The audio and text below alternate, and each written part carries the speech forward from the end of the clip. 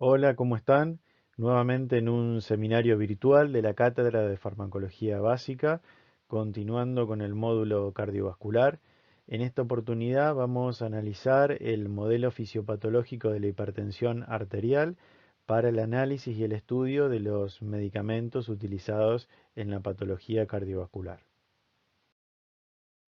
Como ya conocemos, la tensión arterial o presión arterial es la fuerza que le imprime la sangre a las paredes de los vasos sanguíneos, tanto en sístole como en diástole, y que se encuentra dentro de un rango fisiológico que garantiza una correcta perfusión tisular. La tensión arterial entonces está determinada por dos grandes variables que son el gasto cardíaco, a su vez modulado por el volumen sistólico y la frecuencia cardíaca, y la resistencia vascular periférica que le otorgan los vasos de resistencia. Existen sistemas de regulación de la presión que pueden ser reguladores a corto, mediano o largo plazo, que mantienen esta presión arterial en un rango fisiológico, evitando variaciones extremas de la presión arterial que puedan ser deleterias para el organismo y que se ven en esta imagen, como por ejemplo el sistema nervioso autónomo, los varoreceptores y el sistema renina-angiotensina-aldosterona como los principales reguladores de la presión arterial.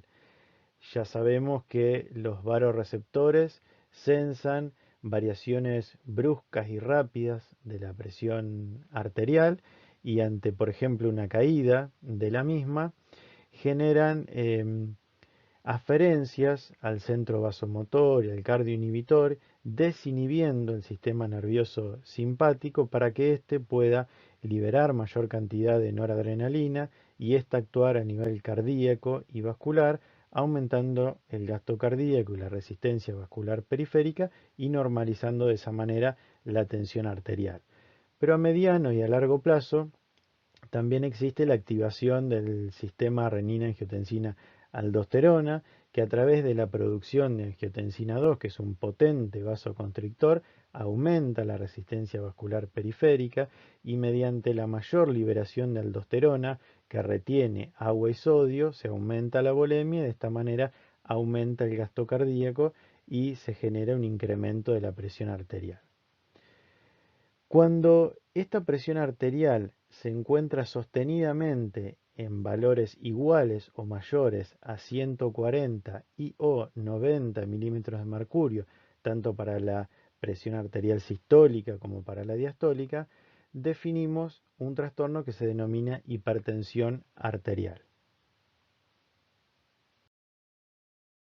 Se estima en el mundo una cantidad de aproximadamente 1.000 millones de personas que padecen hipertensión arterial, pero se prevé que para los próximos 5 años esta cifra se incremente a aproximadamente 1.500 millones de personas que padezcan hipertensión arterial.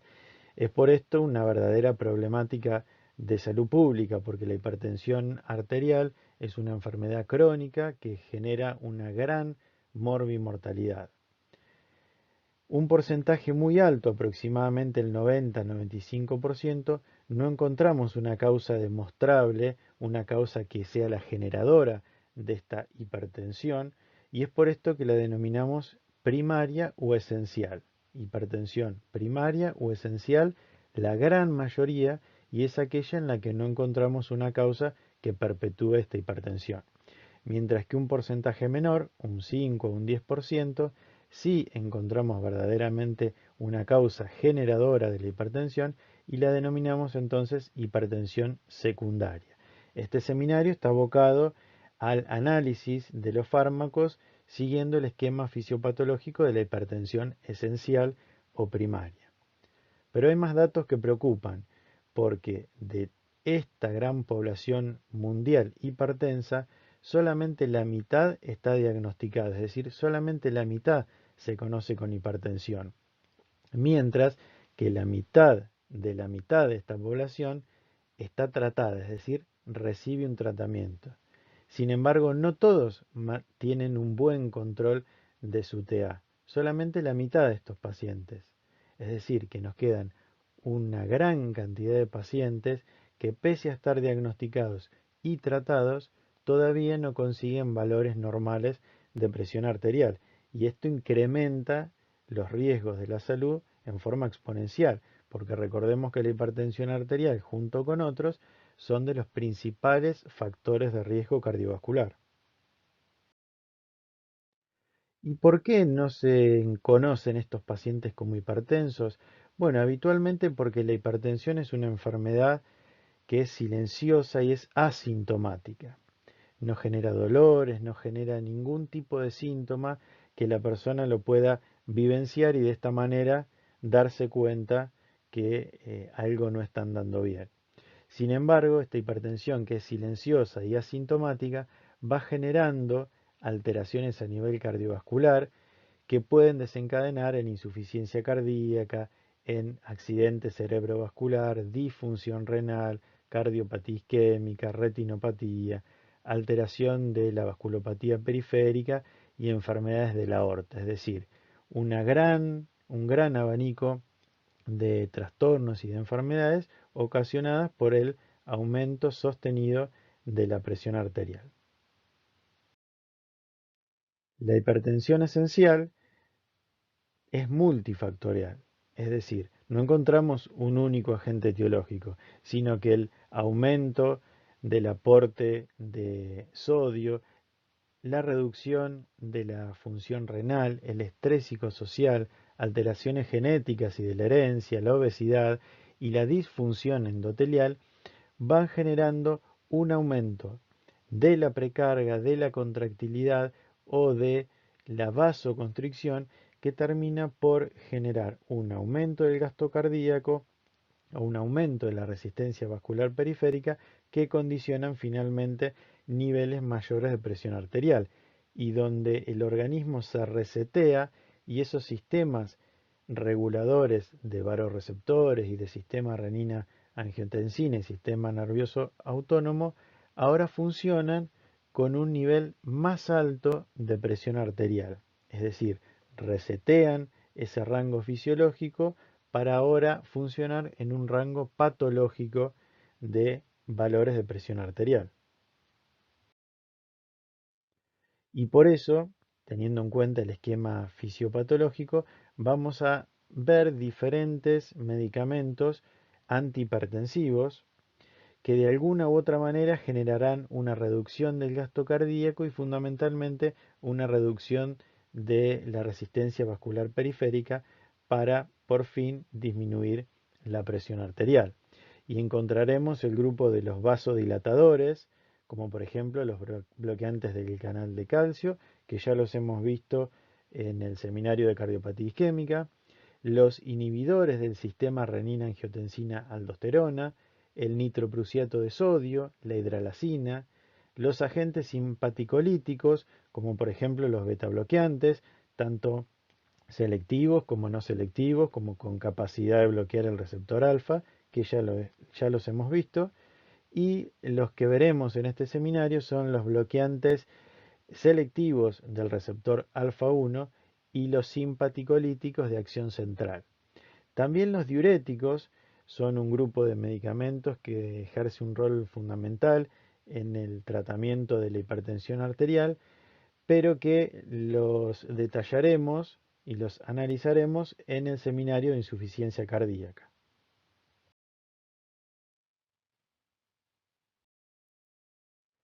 Entonces comencemos con aquellos vasodilatadores inhibidores del sistema renina-angiotensina-aldosterona. Y dentro de ellos encontramos el grupo de los inhibidores de la enzima convertidora de angiotensina o IECA, los antagonistas del receptor de angiotensina 2 o ARA2 y los inhibidores directos de la renina. Pero repasemos cómo era ese sistema renina-angiotensina-aldosterona.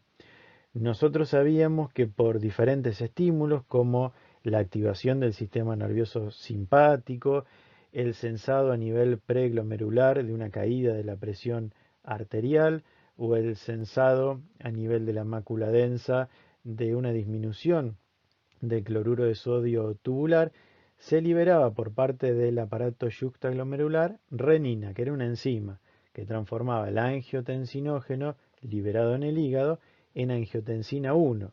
Y esta angiotensina 1, al pasar por los capilares, y fundamentalmente por los capilares pulmonares por su magnitud, se encontraban con la enzima convertidora de angiotensina que la transformaba en finalmente angiotensina 2, y esta angiotensina 2, a través de su unión y estímulo a los receptores AT1 que estaban acoplados a proteína GQ, generaban vasoconstricción y mayor liberación de aldosterona para que se reabsorba mayor cantidad de sodio y de agua. Pero esta es la vía clásica.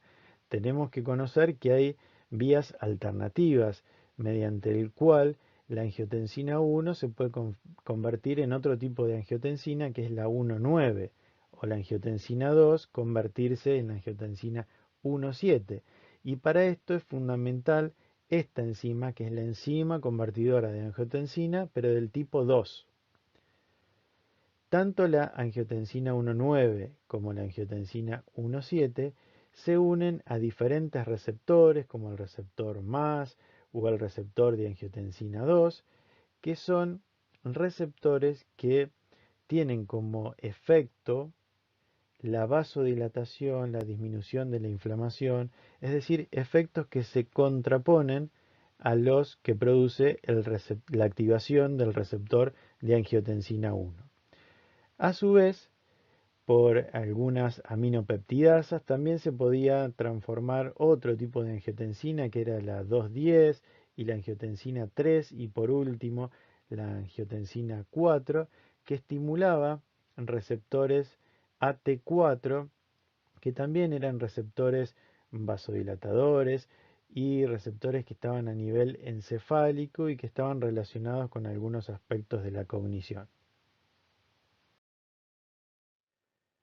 Bueno, para simplificarlo un poco, aunque este sistema es por demás complejo, vemos que en el organismo hay un balance entre la angiotensina 2 actuando en receptores AT1 con todos sus efectos hipertensivos de vasoconstricción, fibrosis, inflamación, hipertrofia cardíaca. A esto lo llamamos remodelado cardiovascular, que si se perpetúan generan enfermedad y mayor hipertensión. Pero como había un escape de la angiotensina 1 y de la angiotensina 2 en angiotensina 1,9 y 1,7, por intermedio de la enzima convertidora de angiotensina 2, estos efectos de la activación del receptor AT1 se veían contrapuestos por los efectos de la activación de los receptores AT2 y más, que generan efectos antihipertensivos de vasodilatación, efectos antiinflamatorios y con disminución del estrés oxidativo y de antiproliferación, es decir, efectos protectores. Comencemos analizando los inhibidores de la enzima convertidora de angiotensina, que es un grupo de medicamentos modulador del sistema renina-angiotensina-aldosterona, y dentro del cual encontramos al enalapril, al lisinopril, al captopril, etc. Su perfil farmacológico y mecanismo de acción es la inhibición competitiva de la enzima convertidora de angiotensina, por lo que generan una disminución de la conversión de angiotensina 1 en angiotensina 2. Y por esto, esta menor producción de angiotensina 2 no puede estimular los receptores AT1 y se consiguen, mediante ese mecanismo, acciones vasodilatadoras arteriovenosas, natriuréticas por menor liberación de aldosterona y antimitogénicas.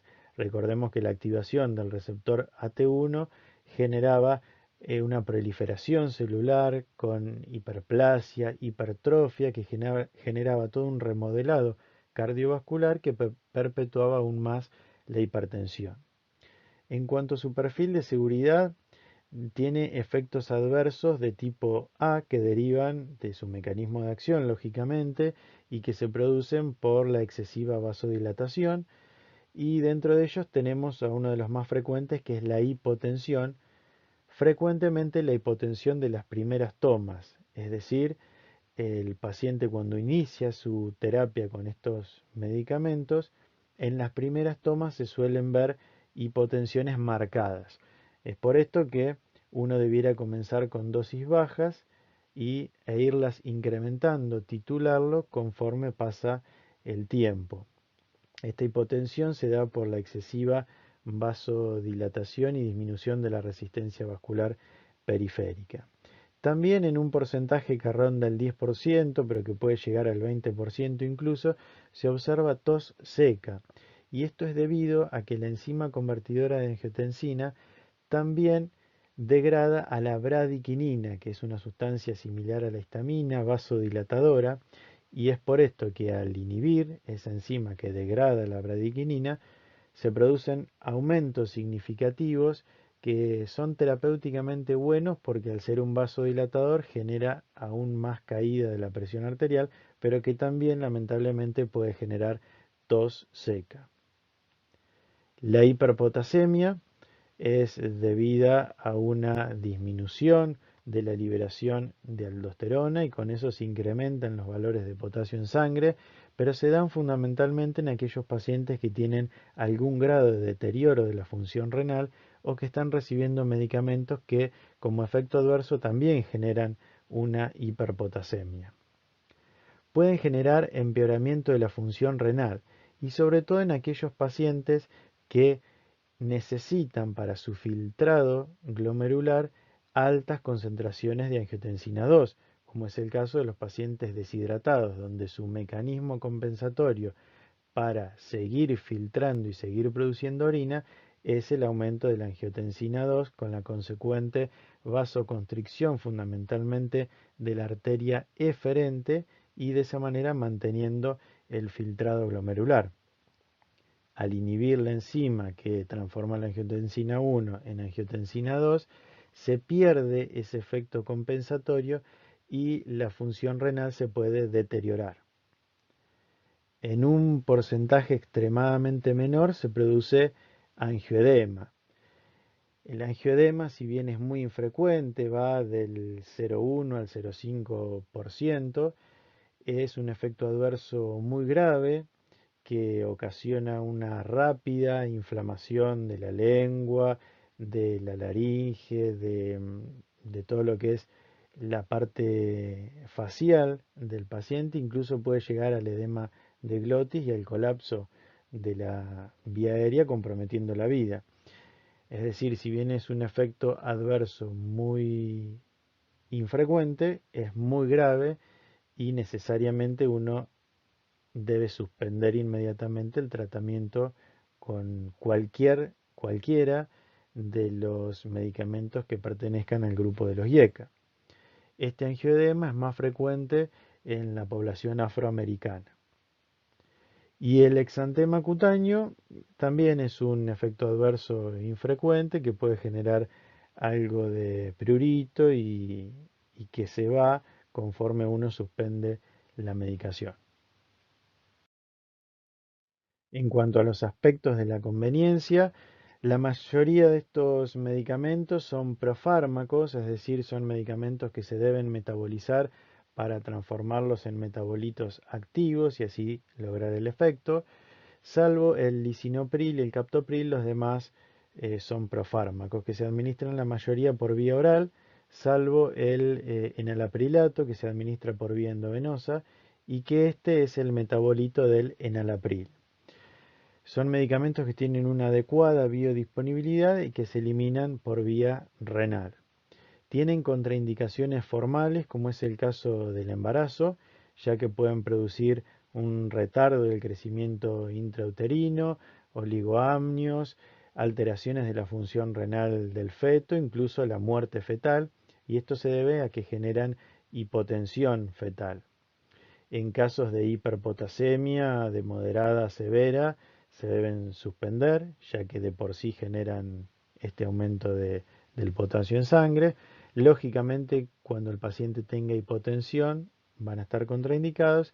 Y en un trastorno raro, que es la estenosis de las dos arterias renales, también están contraindicados, ya que nuevamente en este trastorno el aumento de la angiotensina 2 es la que compensa de alguna manera el filtrado glomerular. Y si yo inhibo a la enzima que aumenta la concentración de angiotensina 2, estoy de alguna manera quitando este mecanismo compensatorio. Y lógicamente, cuando el paciente vaya deteriorando su función renal, uno debe suspenderlos también. Las interacciones más importantes es con medicamentos que aumenten el potasio en sangre, ya que los niveles elevados de potasio pueden generar arritmias complejas que pueden llevar incluso a la muerte del paciente, y fundamentalmente con los diuréticos ahorradores de potasio, que los veremos más adelante en el seminario de insuficiencia cardíaca. Y también con algunos suplementos de potasio generan interacciones. Con respecto a los antagonistas del receptor de angiotensina 2, es decir, actúan más abajo en la cascada del sistema renina-angiotensina-aldosterona, encontramos al losartán, valsartán, candesartán, etcétera, cuyo perfil farmacológico, el mecanismo de acción, es la inhibición competitiva del receptor de angiotensina, 1000 veces más afín por el receptor AT1 que por el AT2, y por lo tanto disminuye la acción de la angiotensina 2. Tiene un perfil de efectos adversos similar a los IECA, pero como no inhiben a la enzima convertidora de angiotensina, no ocasionan tos porque no incrementan los niveles de bradicinina y tienen menor posibilidad de generar angioedema. La conveniencia también son similares a los IECA, se administran todos por vía oral y en general, como tiene una vida media más larga, se administran una sola vez por día.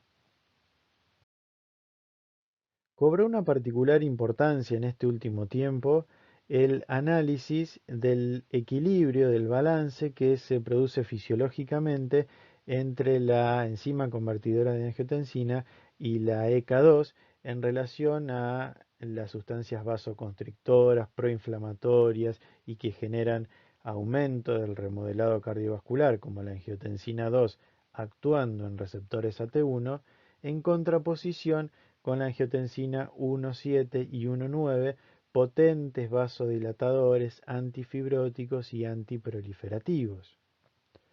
Ocurre que en los pacientes en los que utilizamos IECA o ARA2, este equilibrio se pierde y hay un desbalance en favor de la enzima convertidora de angiotensina 2, que puede ser tisular o soluble, ya que la enzima convertidora de angiotensina está inhibida por los IECA y por lo tanto no se producen altas concentraciones de angiotensina 2, o por más que se produzcan, cuando yo utilizo un ARA2, no puede interactuar con su receptor. En definitiva, hay menor acción vasoconstrictora y de remodelado cardiovascular que perpetúa la hipertensión, en contraposición con mayor producción de sustancias vasodilatadoras. Esto es muy bueno, pero bueno, en el último tiempo ocurrieron cosas, pasaron cosas y nos vino una pandemia, la pandemia del coronavirus. Y ya se conocía que el coronavirus, para ingresar a nuestro organismo, utilizaba como receptor a la ECA2 en el epitelio respiratorio. Entonces la comunidad científica se preguntó y generó una hipótesis de si aquellos pacientes que estaban utilizando IECA o ARA2, al tener mayor expresión de la enzima convertidora de angiotensina 2 a nivel tisular en el epitelio respiratorio, tenían mayor probabilidad o no de infección por coronavirus. Y verdaderamente en aquellos pacientes tratados con inhibidores de la enzima convertidora de angiotensina o antagonistas del receptor de angiotensina, se sobreexpresaban receptores ECA2. Y como vemos, el coronavirus, a través de su proteína Spike, se une al receptor ECA2 y de esa manera se internaliza y posteriormente se replica. Entonces, bueno, la comunidad científica se planteó una alerta en relación a estos pacientes tratados con IECA o ARA2 y se vio en estudios en principio observacionales que verdaderamente no había una mayor tasa de infección por coronavirus en pacientes que estaban en tratamiento con este grupo de medicamentos. Por lo tanto, las recomendaciones en la actualidad fueron que se sigan utilizando normalmente porque son poderosos agentes antihipertensivos que generan un adecuado control de la presión arterial. Pero a eso le sumamos que los científicos dijeron, guarda que el coronavirus cuando se adhiere al receptor ECA2 y se internaliza, se lleva consigo el receptor. Por lo tanto, ese desbalance en favor de la ECA2, cuando el coronavirus se internaliza, se vuelve nuevamente hacia una mayor potenciación de la angiotensina, es decir, mayor vasoconstricción, mayor permeabilidad vascular que genera esa injuria pulmonar con distrés pulmonar y que genera los eventos más graves de la enfermedad COVID-19.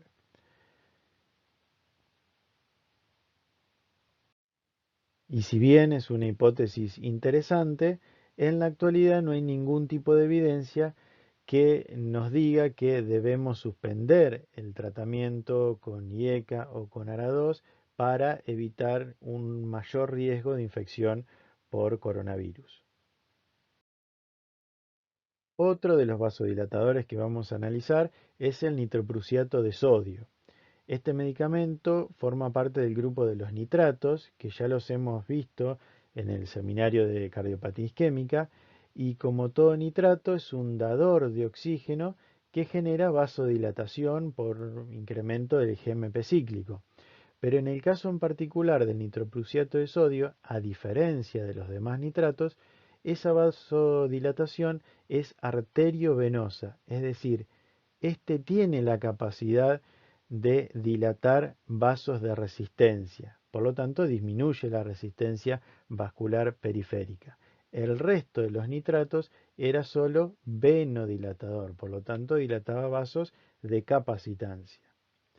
Comparte algunos efectos adversos con los demás nitratos, como es el caso de la cefalea, pero genera mayor grado de hipotensión arterial porque justamente disminuye la resistencia vascular periférica y genera un efecto que se produce en los pacientes que tienen cardiopatía isquémica que se denomina robo coronario. Es por esto que en los pacientes con cardiopatía isquémica el único nitrato que yo no debiera usar es el nitroprusiato de sodio, porque genera este efecto. ¿Y qué quiere decir robo coronario? Bueno, fíjense este esquema que está sacado del RANG, donde vemos un paciente control que tiene enfermedad de sus arterias coronarias, tiene una obstrucción fija en una de sus arterias y en la otra no. Por lo tanto, en el sector que irriga la arteria que tiene la lesión, hay menor flujo. Como existe menor flujo, los vasos de resistencia se intentan vasodilatar al máximo para disminuir su resistencia justamente y que por más que haya una lesión que estenosa de manera fija, el flujo relativamente se conserve. Por lo menos cuando el paciente está en reposo, este flujo le alcanza para suplir las demandas miocárdicas de oxígeno. Mientras que en la arteria que no tiene ninguna lesión, el flujo es normal y conserva su potencial vasodilatador, es decir, no gastó nada de su reserva coronaria porque no lo necesita, su flujo es normal. Si yo a este paciente lo tratara con nitroprusiato, que es un potente dilatador de los vasos de resistencia, bueno, claramente los vasos de resistencia en la arteria coronaria que no tienen lesiones se dilatarían y aumentarían su flujo. Su reserva coronaria acá estaría agotada, pero porque lo vasodilaté con el nitroprusiato. Pero cuando quiere vasodilatar los vasos de resistencia de la coronaria que tiene lesiones, se encuentran con que ya está completamente vasodilatada como mecanismo compensador.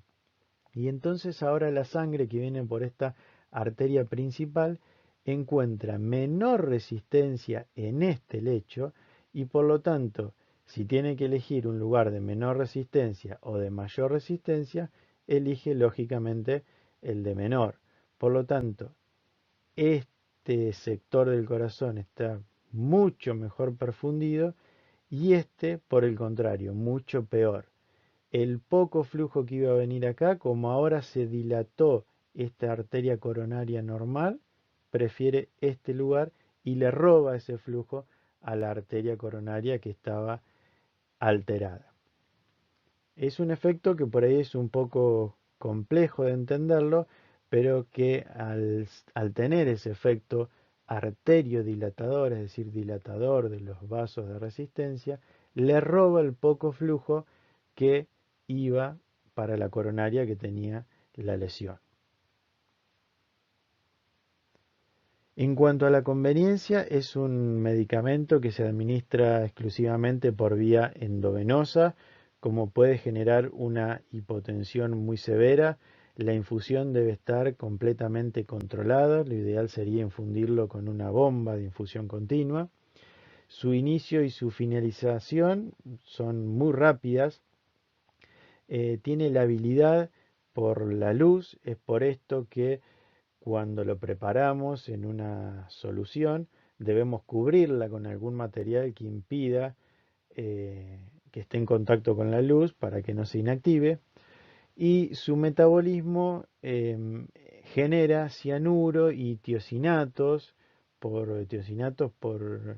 la rodanasa hepática que genera unos incrementos de estos tiosinatos que sobre todo en pacientes con insuficiencia renal se pueden acumular y que son verdaderamente muy tóxicos y pueden generar lo que se denomina toxicidad por tiosinatos, que es un cuadro grave caracterizado por náuseas, vómitos, deterioro del sistema nervioso y que, bueno, se produce en aquellos pacientes donde utilizamos más de 48 a 72 horas este medicamento o en aquellos que tengan insuficiencia renal, porque justamente la eliminación es renal.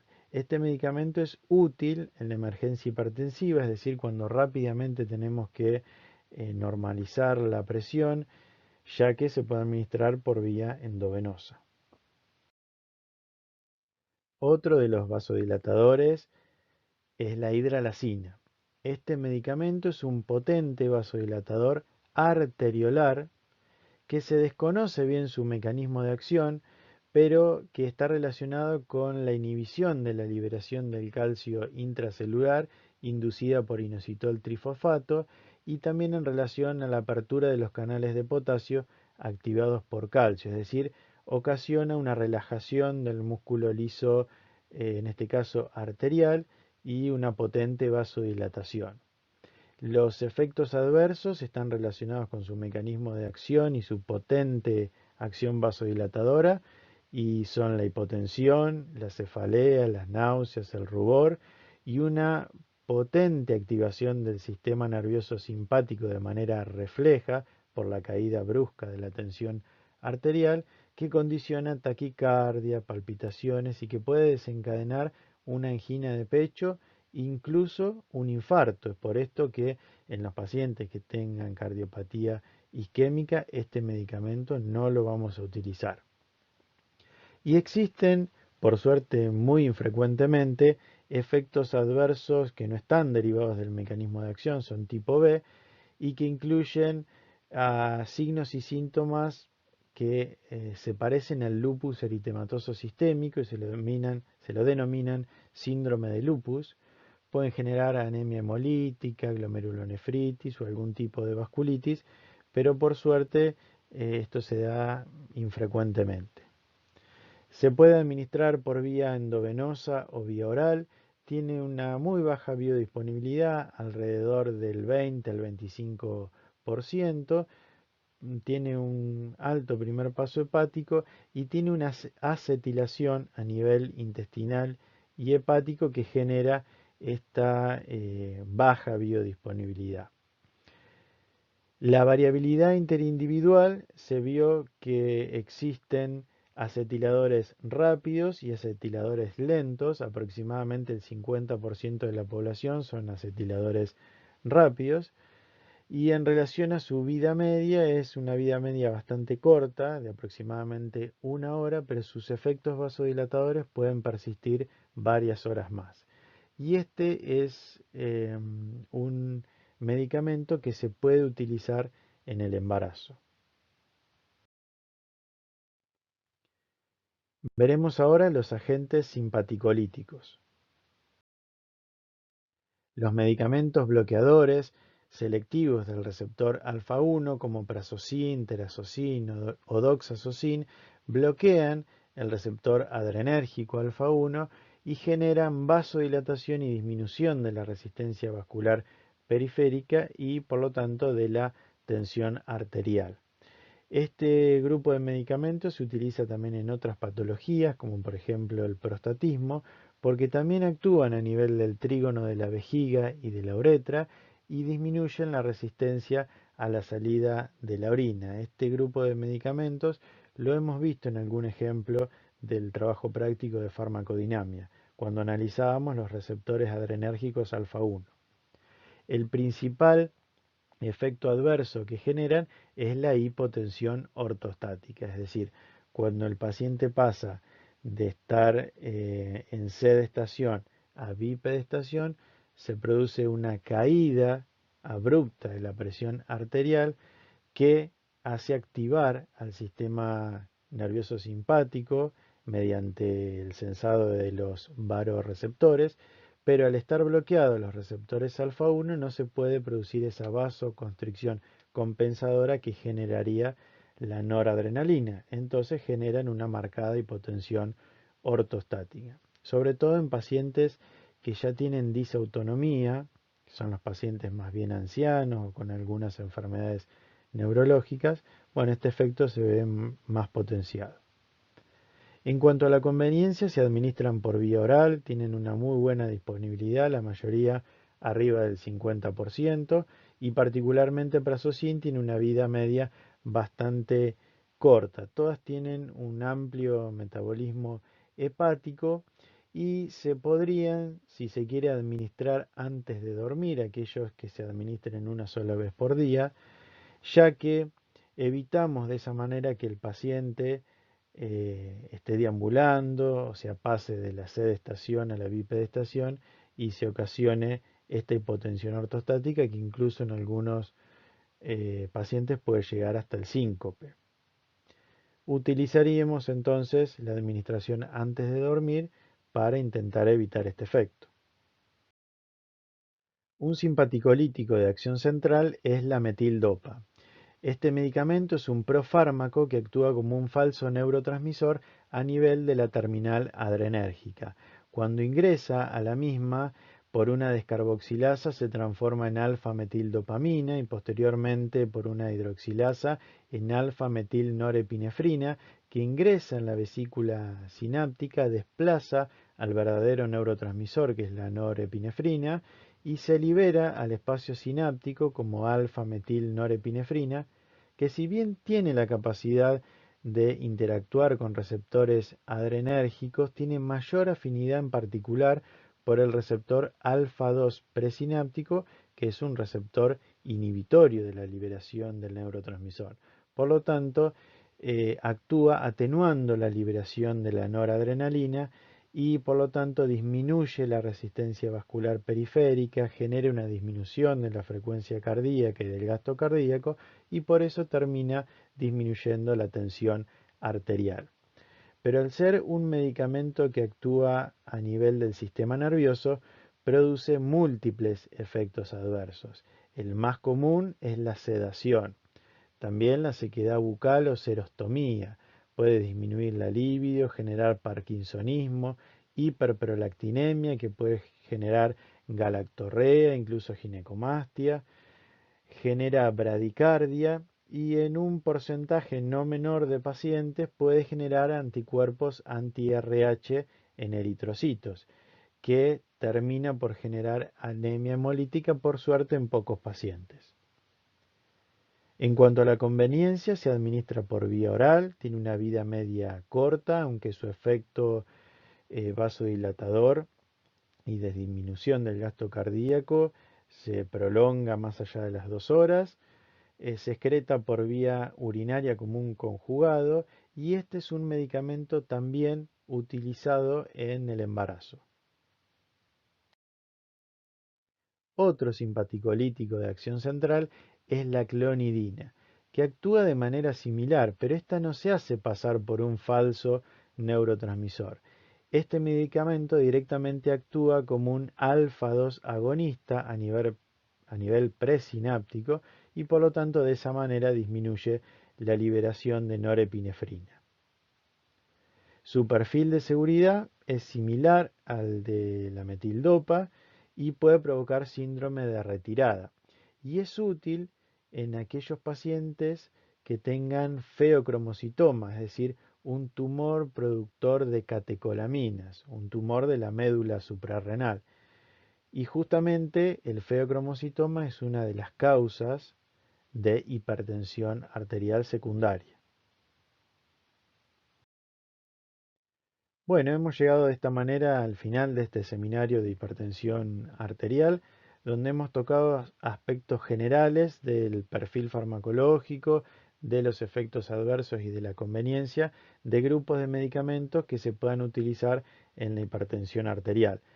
Quedará como tarea profundizar el estudio de estos medicamentos con la lectura de la bibliografía y recordar algunos grupos que hemos estudiado en cardiopatía isquémica y que pueden ser útiles también en la fisiopatología de la hipertensión arterial. Bueno, les agradezco por su atención y les mando un gran saludo a todos y a todas.